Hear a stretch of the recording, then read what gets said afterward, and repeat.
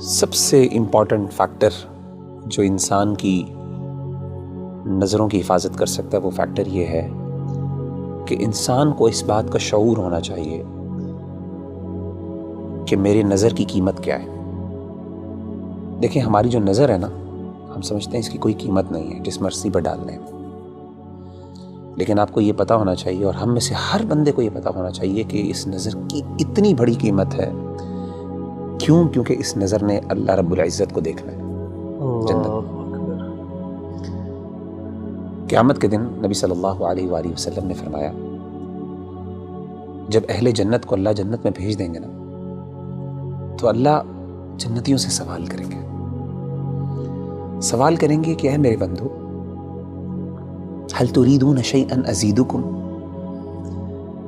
کیا تمہیں کوئی چیز اور بھی چاہیے تاکہ میں تمہیں دوں؟ تو اہل جنت کہیں گے، اللہ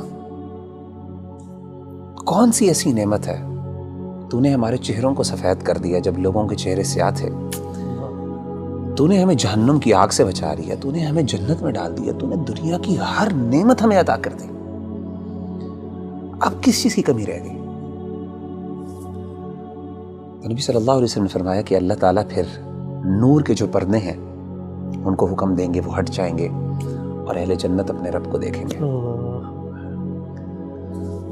نبی صلی اللہ علیہ وسلم نے فرمایا کہ فما اعطوا شيئا احب الیہم من النظر الى ربهم، او کما قال علیہ الصلاۃ والسلام، کہ اس پوری جنت میں کوئی ایسی نعمت نہیں ہوگی جو اس نعمت سے بڑی نعمت ہوگی کہ جب ایک بندہ اپنے رب کو دیکھے گا۔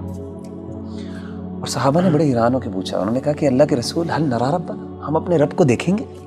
کیسے دیکھیں گے؟ مطلب they were like imagining the situation۔ صحیح مسلم کی حدیث ہے، آپ صلی اللہ علیہ وسلم نے فرمایا، هل تضارون في رؤية القمر ليلة البدر، کیا اندھیری رات میں جب 14ویں کا چاند نکلتا ہے، اندھیرے میں بالکل گھپ اندھیرا ہوتا ہے، اس میں 14ویں کا جب چاند نظر آتا ہے، فل مون جسے ہم کہتے ہیں، کیا آپ کو کبھی مشکل ہوئی ہے اس چاند کو دیکھتے ہوئے؟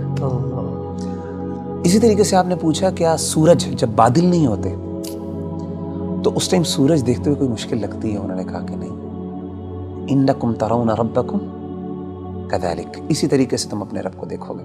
سبحان اللہ۔ تو میں سمجھتا ہوں کہ جب انسان کو یہ شعور ہو جائے نا، اور اس کو یہ پتہ چل جائے کہ ان نظروں نے اللہ رب العزت کو دیکھنا ہے قیامت کے دن، اور ان کا شرف اور ان کا سٹیٹس اور مقام یہ ہے،